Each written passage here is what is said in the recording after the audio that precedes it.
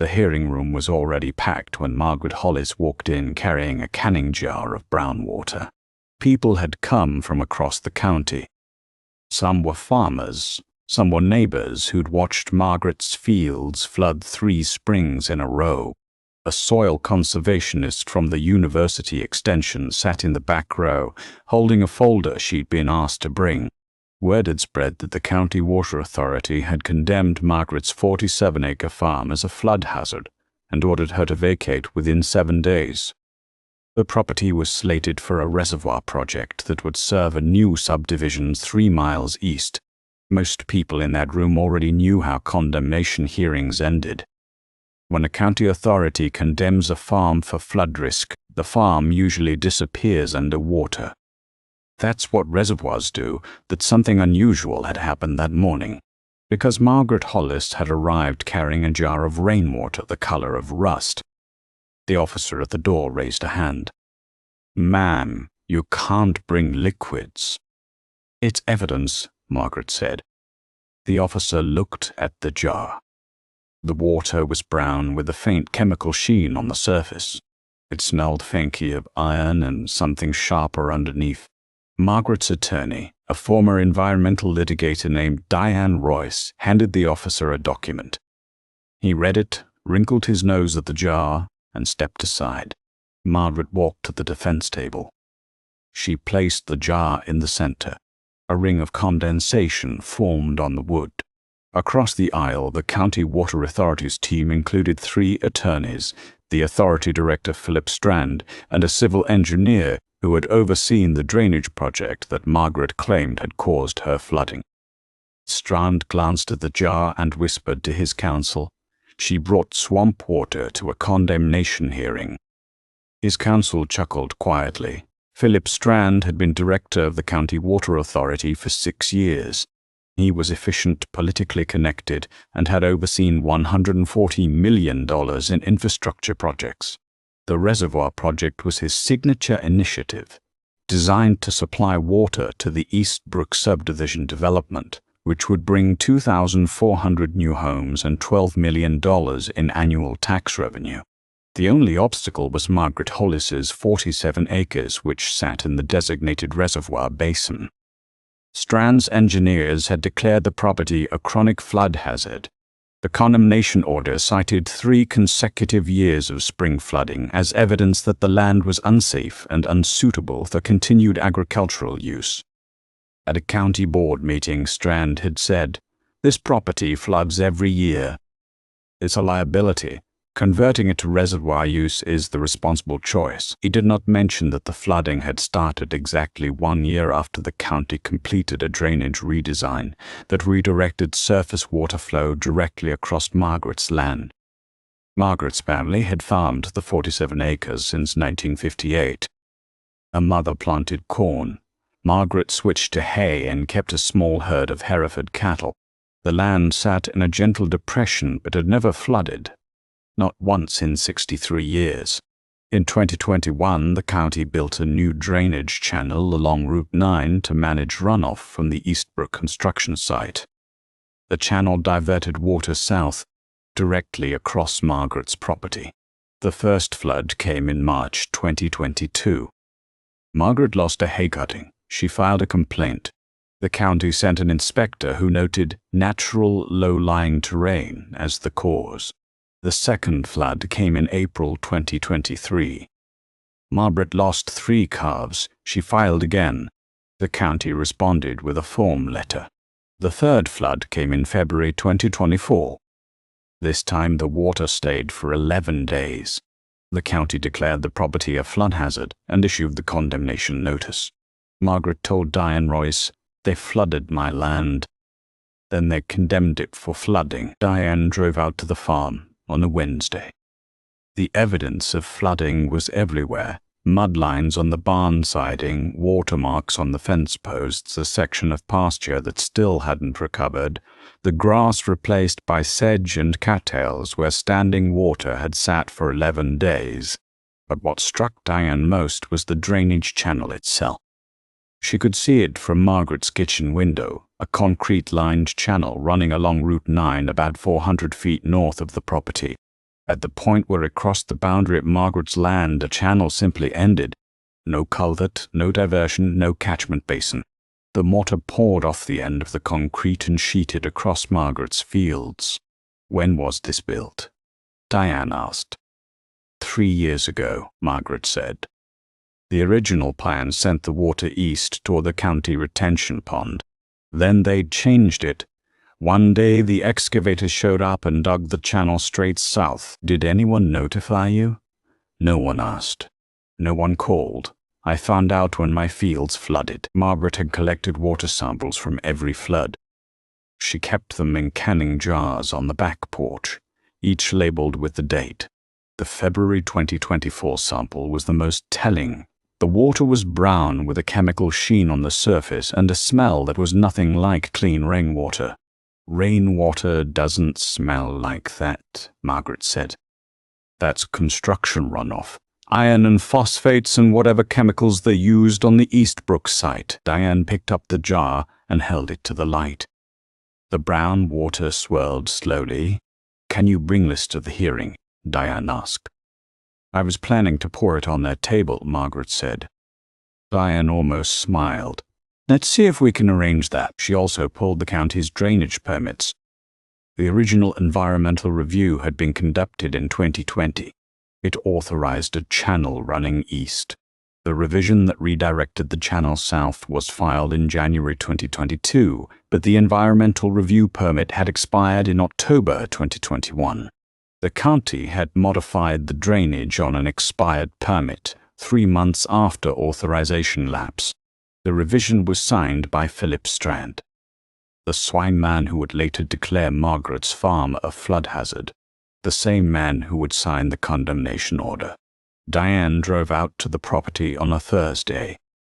It was a clear day, no rain for a week, but the evidence of flooding was everywhere. Water stains climbed the barn walls to the 3-foot mark. Hay bales in the lower field had rotted from the bottom up.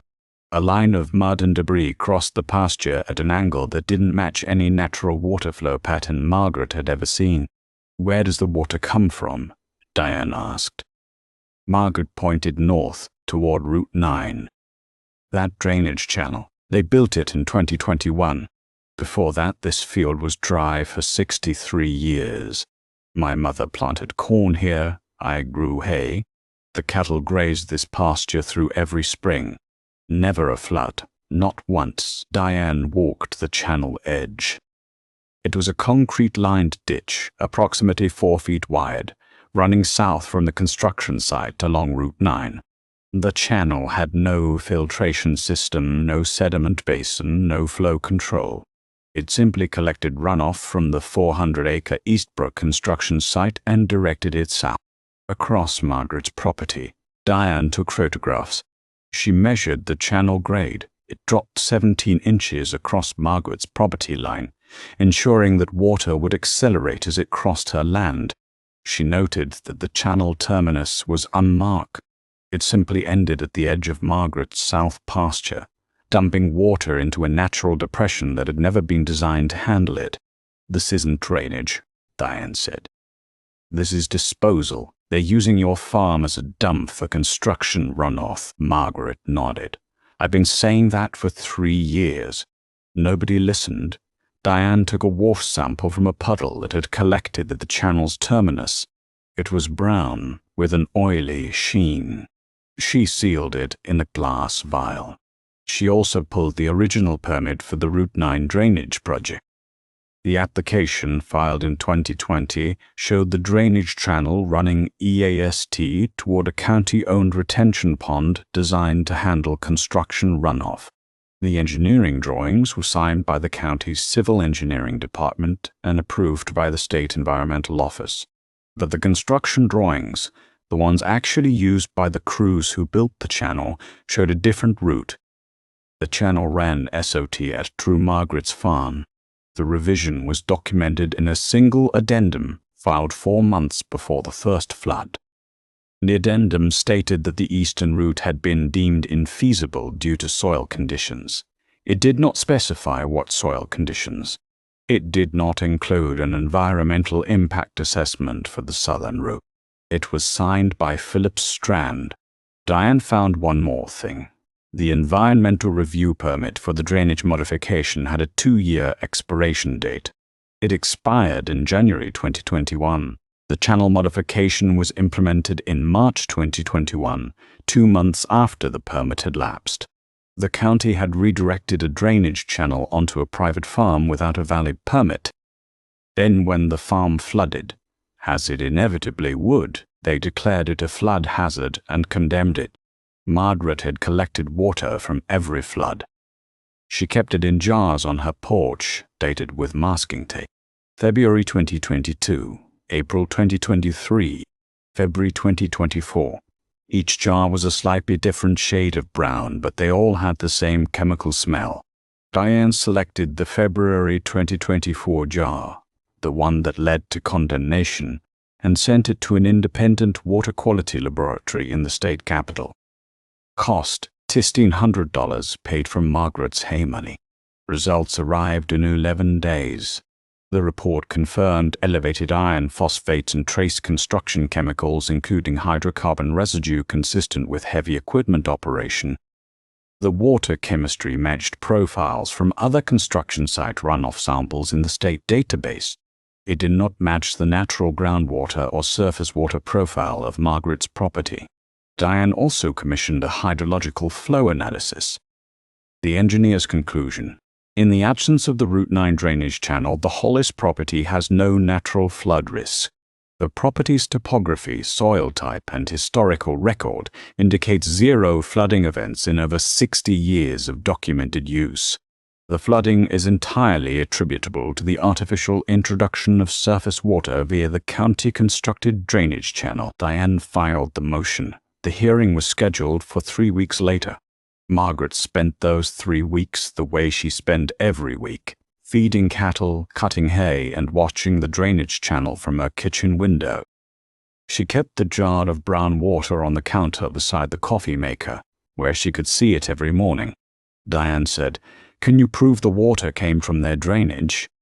Margaret held up the jar. "This water has their chemicals in it." Diane sent the jar to an independent water quality lab. Results: elevated iron, phosphates, and trace construction chemicals, consistent with runoff from a disturbed construction site, not natural groundwater or rainfall. She also obtained permits for the Route 9 drainage project. The original plan showed the channel diverting EAST away from Margaret's land, but a revision dated 4 months before the first flood redirected the channel SOT. Across Margaret's property, the revision was signed by Philip Strand. Diane filed a motion challenging the condemnation. Strand's attorneys objected. The hearing was scheduled. Margaret paid the lab $1,600 from her hay money. The morning of the hearing, Philip Strand arrived with a rolled engineering map tucked under his arm. A reporter from the county weekly asked about Margaret's claim. "The property is a flood zone," Strand said. "That's not a matter of opinion. It's a matter of hydrology. 3 floods in 3 years." He paused. "I understand she's attached to the land, but public safety comes first." Inside, he told his lead attorney, "She doesn't have an engineer. She has a jar of dirty water." Now the final hearing had arrived. The commissioner opened proceedings at 10:08 a.m. The county presented flood reports, photographs of standing water, the hazard designation, and an engineering summary concluding that the topography made flooding inevitable and recurring. The property meets all criteria for condemnation under the county flood hazard ordinance, counsel summarized. The commissioner turned. Defense. Diane stood. One exhibit. Margaret stood. She picked up the jar and walked to the evidence table. She unscrewed the lid. The sharp chemical smell reached the first 2 rows. Then she poured. The brown water spread across the polished table surface, catching the fluorescent light, pooling against the stacks of county permits. Philip Strand pushed his chair back. His lead attorney stood. "Your Honor, Commissioner, this is—" "Sit down," the commissioner said. His eyes were on the water. Diane pointed to the spreading brown pool. This water was collected from Margaret Hollis's property during the February 2024 flood, the third flood that led to condemnation. She looked at Strand. It is not clean rainwater. It is not natural groundwater. It is construction runoff, contaminated with iron, phosphates, and trace chemicals from disturbed soil at a construction site. Strand's engineer shifted in his seat. The gallery murmured. Diane placed the lab report in the dry area of the table. Independent analysis confirms this water matches the chemical profile of runoff from the Eastbrook construction site. It does not match the natural water table of Mrs. Hollis's property. She paused. The water that flooded this farm did not come from the sky. It came from the county's own drainage channel. Strand's counsel stood. Commissioner, the drainage. Sit down. One commissioner in the panel removed his glasses. Diane placed a third document. This is the original drainage plan for Route 9. It shows the channel diverting EEASD. She placed a second page beside it. This is the revised plan dated 4 months before the first flood. It redirects the channel Asotaf directly across Mrs. Hollis's property. She held up the revision. This revision is signed by Philip Strand. The room went still. Strand stared straight ahead. His jaw tightened. Diane placed one final document, and this is the permit status for the drainage modification. The environmental review permit expired 3 months before the revision was implemented. The county modified the drainage flow on an expired permit. She looked at the commissioner. The county built a drainage channel. The channel flooded a farm. The county then condemned the farm for flooding, using a hazard designation caused by their own unauthorized construction. She pointed at the brown water still pooling on the table. That water is the evidence. It doesn't belong on Mrs. Hollis's land. It belongs in the county's drainage system, where it was supposed to stay. The hearing room didn't make a sound. Philip Strand sat motionless. His engineering map, still rolled under his arm, remained untouched. The commissioner looked at the brown water on the table for a long time. The condemnation is reversed, he said. The flood hazard designation is vacated pending an independent investigation of the drainage modification. He paused, and the commission directs the county water authority to restore the original drainage route within 90 days. The gavel came down once. Outside, Margaret's neighbor, a cattle rancher named Dorothy, who'd helped her rescue calves during the second flood, was waiting. You flooded their own table, Dorothy said, almost smiling. Margaret shook her head.